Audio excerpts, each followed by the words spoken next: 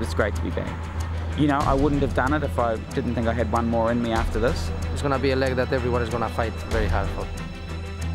It's kind of like one step at a time from the previous races to now, so it's not a leap into the unknown. Historically, whoever wins this leg wins the race. I don't think that's necessarily the case this time, but nevertheless, it would be fairly significant.